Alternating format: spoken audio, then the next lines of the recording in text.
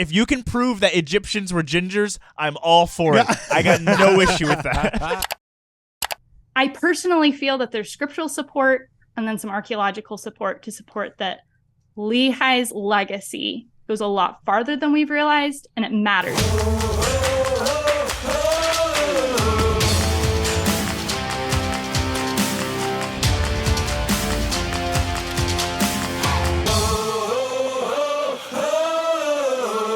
And I'm not gonna lie to you, I did extensive research on the documentaries and movies you guys made. Okay. Turns out years ago I bought one. I had no clue. I bought like the downloadable, Okay. about like Nephites in Europe. Mm-hmm. Yeah. So wait, there were Nephites in Europe? They have cool stuff. Any sentence that makes me go, huh? I just like to hear about Nephites in Europe. Mary Magdalene is Scottish. Whatever thing is there, I'm probably going to butcher it a little bit when I say Mary Magdalene was Scottish. But you know what? I want to hear all about it because I think it's cool, and I like new ideas, and I don't all the correlated, like I'm a BYU professor and I have to say everything to make sure Dialogue, a Journal of Mormon Thought, doesn't get mad at me style of apologetics is boring to me.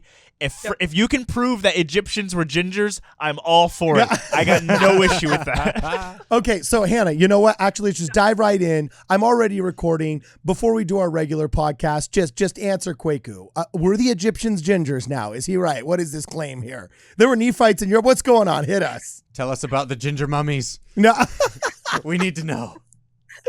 Can't comment on the Egyptian side, but do you want me to do a little bit of the Nephites in the show? Yeah, hit me. Just tell That'd us right awesome. now. Yeah. I literally, I'm already recording, so we might as well just go. Hit us. Okay, so the documentary he was referring to, Nephites in Europe, it's 2 episodes, and it goes into the possibility or the idea that did some Nephites travel to Northern Europe, because we know there was transatlantic contact.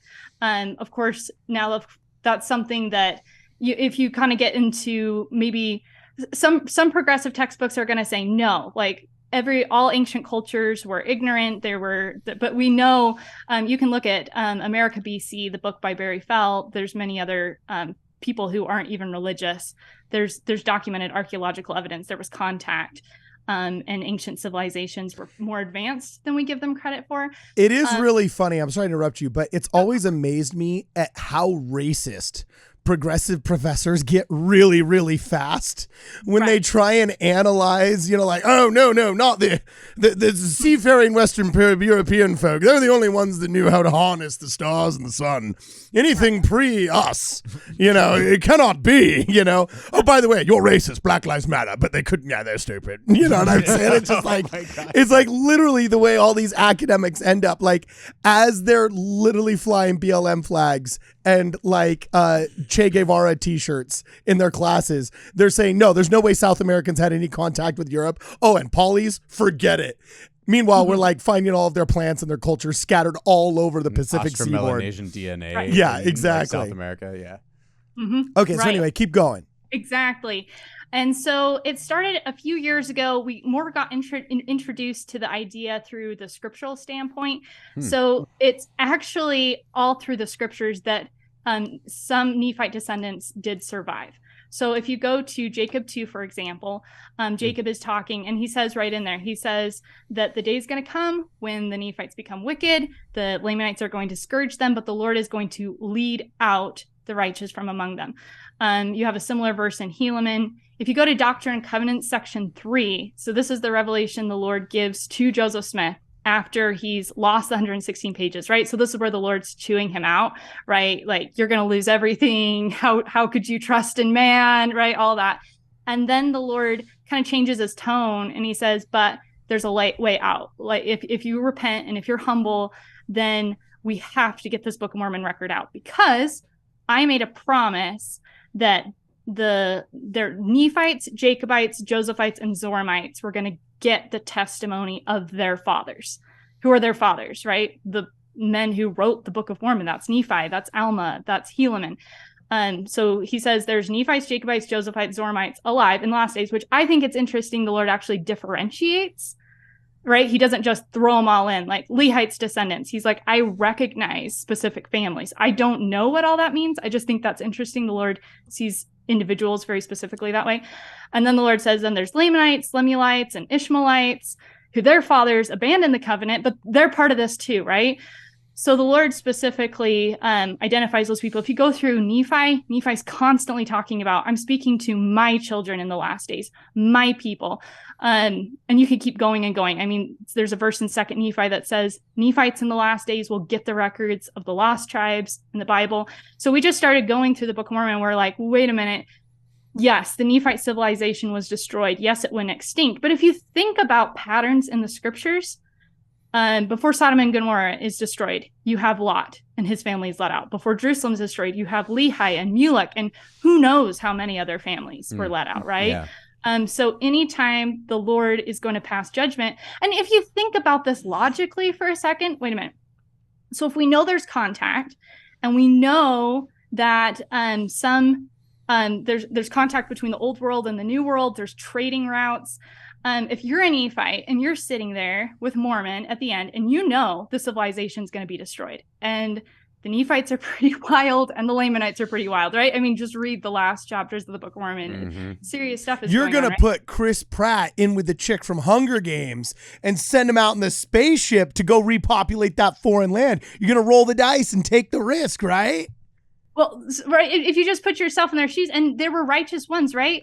Where Mormon and Moroni, they're talking about the synagogue that's there. And Mormon says, I know you guys are righteous because you have charity. And so there's these really, really solid families. What are you going to do if you're Mormon and you're sitting there? You're just going to go to your kids and say, send them out to the Lamanites, be scalped and hacked to pieces. I mean, just saying it bluntly, right? Or are you going to say, you know what? I'm going to get my family out. I'm going to do something. So the theory is, because of the pattern in the scriptures of people escaping destructions of their own societies, you're thinking that there's more. We may not have their records right now, but there were Nephites who also escaped their civilization being destroyed. The civilization itself was still destroyed, but there were Nephites who got away. I'd say not only the pattern, but the fact that the Lord says in Doctrine and Covenants 3 that there are Nephites, Jacobites, and Josephites alive today. If you read 2nd Nephi 3, Lehi is speaking to his son Joseph, and he says, your seed will not be destroyed because they will hearken to the words of the book. So Joseph's son, it's right there. Sorry, I don't have my scriptures right in front of me, so I'm just going off No, the top of my you're head. riffing. It's good. But and then there's, of course, the controversial verse at the end of 2nd Nephi 3, the Indian prophet that is connected to Joseph of Egypt's prophecy that we know is Joseph Smith, but then people are like, but it makes it sound like he's actually a descendant of Joseph, son of Lehi. And some people say, well, you can read it a different way, or you can read it that he is a Lamanite prophet. And this is where all the speculation comes from. Oh, there's going to be this Lamanite prophet that arises and sets the church in order and all of this.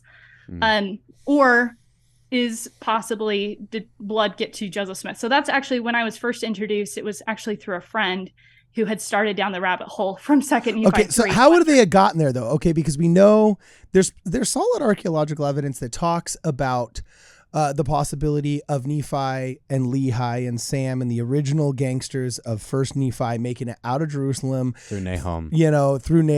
Doing the whole 3 days journey, setting up the altar. We're finding altars. We're finding the land of bountiful. We're finding all of that. So the first 40 pages are pretty, quickly becoming settled science, for lack of a better term, right?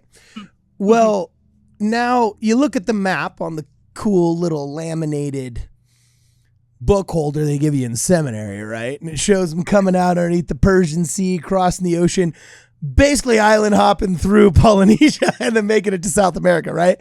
So are we suggesting they went back through the asteroid field, past Australia, past India, back up the Red Sea into Egypt, or like what? No. She said Atlantic crossing. Oh, so that they made it to the Americas and then the Atlantic cross, but then they'd have to what? Were they dodging the Straits of Gibraltar? You know what I'm saying? Getting into the Mediterranean. Into England. Oh, we're not gonna. Or you've got different colonies in Spain that have connections. So Barry Fell did a book, America BC. He was a Harvard professor. Oh, so we're not talking about the gingers in Egypt anymore. We're talking about Nephites in England. Yeah. Yeah. I'm an idiot. There's contact between Northern Europe and even south, kind of into Spain and different areas like that, and North America for sure.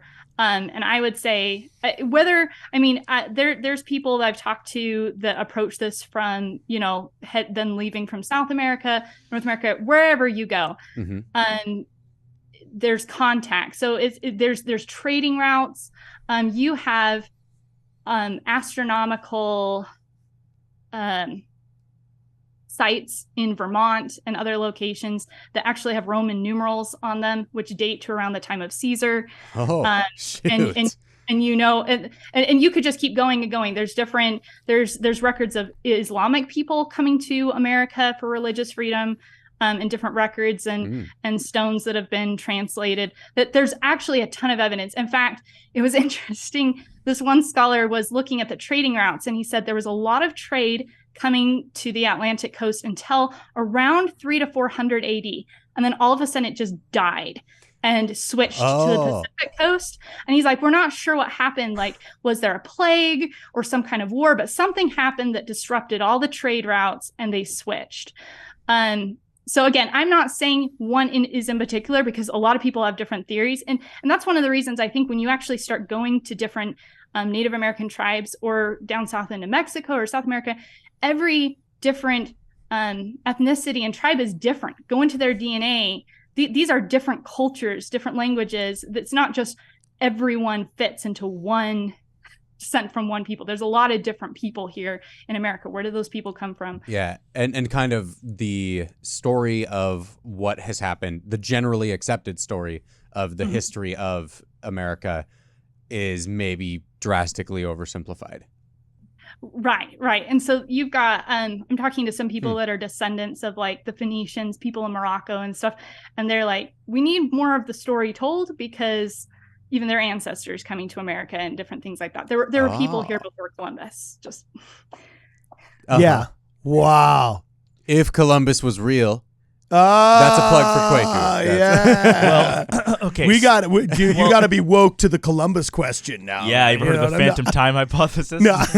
So basically, well, I think it's interesting because we already have evidence that Vikings left America with a native woman. Now, whether she was a wife or a concubine, I don't really know. I'm going to hope it was a wife, and I hope it was a cute story, nothing horrific. But she went back to Europe with a Native American, and there might have been a couple. So clear, like we already have established that there was, a back and forth between Europe and the Americas far before Columbus, far before Vespucci and stuff. So, I mean, it's not crazy. I just think the sentence Nephites in Europe, that's going to ruffle the eyebrows of a lot of scholars. Because, to be honest, when I first heard Nephites in Europe as a suggestion, as a suggested option, I was thinking like, oh, you mean you think these are people who think like Lehi was in Europe? And then and so that was confusing to me because I was like, or like some weird Book of Jeranek connection. You guys ever heard about that? No. What's no, this? but I'm down. The Book of Jeranek? This dude in England wrote. It's not the Book of Mormon. He wrote like a scripture that's not a sequel to the Book of Mormon, but like a companion to it about a prophet named Jeranek. And like apparently Stonehenge is a temple that he built. What? And yeah. Wait, you're smiling as though you know something about this, or are you just as enthralled as I am? Which one is that, Hannah? I've heard about this, but not from credible sources. No, I'm actually laughing because isn't it mentioned in the CES letter? People bearing testimony to that. Yeah, no, I'm sure it is. So it's like the head dude, and he's like the new prophet. Apparently, Jesus chose him, and like you can buy the new record through Amazon. And so, I'm sorry, I'm not a member of that cult. Yeah. So. No, Hannah, your response of like I've heard of that, but never from credible sources. That should maybe be our standard response to Kwaku's new I've heard of theories every once in a while. No, but it's I do not believe in the Book of Jeranek. It is. I want to make that clear. I'd give you a month. Yeah, look. We're getting the public domain rights to the first anti-Mormon propaganda film, I Was Kidnapped by the Mormons, and we're redubbing it to say what it didn't say originally. So look, nothing lowbrow is off the table here at Midnight Mormons, all right? If we track down the original pamphlet of the Book of Jeranek and we want to retranslate that, we're going to do it, baby. He wrote it in like 2005. Oh, I thought it was like ancient. Not ancient. I thought it was no, it's like a recent the... dude. He's like 30. Oh, that's too funny. Yeah, it's like a guy. Oh, we got to get him on the show. You know, no way. We've had enough academic credibility with Hannah. Now we need, some dude that's writing Stonehenge as a Mormon temple. Before we establish ourselves as like actually a reliable source of information, we need to stop that in its tracks. Yeah. So Hannah, while you guys chase down that rabbit hole, let me just pull back one thing to president of the church. We'll stick with we'll stay with the credible sources. You can go to him next. No, just kidding. Okay. That's funny. I thought that this would be interesting to you guys. So Heber J. Grant, when he actually opened up the land of Japan for the dedicating the land and opening up for the gospel, he was there. He's on his knees. He's giving the dedicatory prayer, and then the Spirit came over him, and he had an impression that Nephites actually traveled to Japan and mixed among the people there. And that was one of the reasons why the church needed to open the land for the gospel and get the Book of Mormon over there. This is in the early 1900s. That's awesome. And that's I'm totally down. Grant, right? Yeah. And then you've got, we know Joseph F. Smith, when some of the people from the Maori people, right? And they're asking him, maybe we're some of Hagoth's people. And he said, there's no doubt about it. You are. Right. And so if you start pulling to these different connections, I think there's some pieces where maybe it's not solid on Europe, but it's just a suggestion. Like, wait a minute, maybe Lehi's seed went farther than we think. But if you go to, I think it's 1 Nephi 3, this is when Lehi gets the brass plates for the first time. So Nephi, right, they get it from Laban, they come back home, and Lehi's sitting there, and he has a spiritual experience where the Spirit comes over him, and he says that the day would come when the brass plates would go to his seed, and his seed would be among nations, kindreds, tongues, and people. That covers a lot of territory. We're not talking about a few tribes. We're not talking about one or two countries. We're talking about Lehi's seed going around the world. It's in Burma, the Golden Book, the Legend of the Golden Book. I don't know if you guys have looked at that at all, but there's a tradition that they have, that they're the descendants of an older brother who was darker skinned, and the younger brother was lighter skinned, and he listened to God, and the younger brother recorded the words of God on a gold book that was buried, and they were the descendants of the older brother, and they were waiting for the younger brother to bring them. One day that was promised, the younger brother was going to come and restore to them the words of the Golden Book. So when the first missionaries showed up, not LDS missionaries, but Baptist Christian missionaries, they show up in Burma in 1830, no less. The Burmese people were asking them, like, oh, is this the Golden Book? This Bible you're telling us about, is it the Golden Book? And they're like, yeah, it's priceless, like gold, right? Oh, wait, I'm looking this up right now. I just typed in Book of Mormon Burma. Should that give me some info on this? Golden Book, possibly. So there's some different record. There's some leads, and I was actually talking to someone from, of course, it's Myanmar now. Yeah.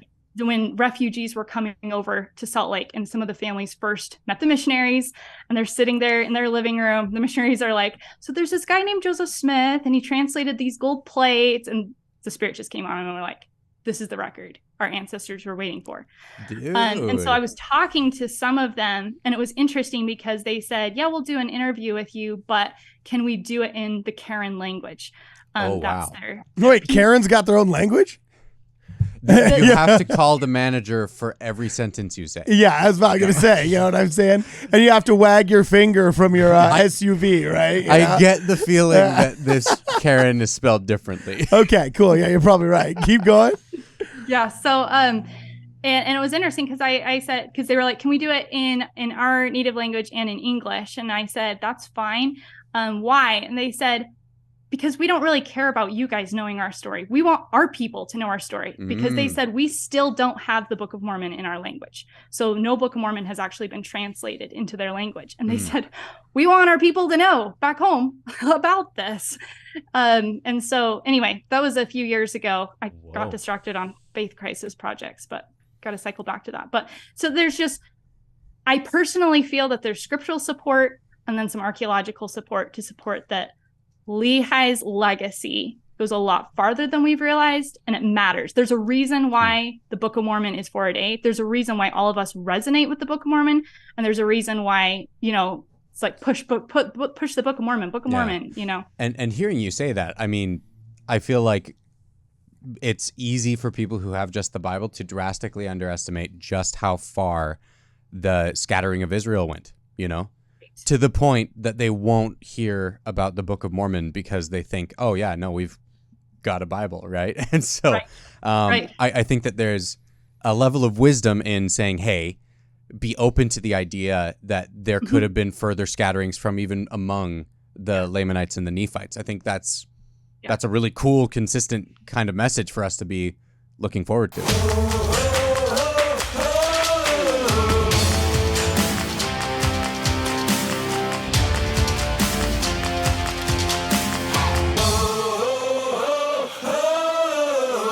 Hey guys, Cardon Ellis here. Thanks for watching the video. Now, before we go on to the next video, we gotta talk.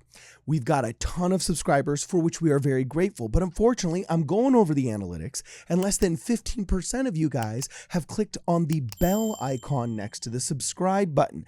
Now, besides being subscribed to this channel, you need to click that bell icon so you get alerted to every video we drop. We're making about 3 videos a week, dropping them once every other day, and you're not gonna see all of them unless you've clicked on that bell icon. So please make sure you like and you share and you subscribe and you also click on the bell icon. See you guys in the next program.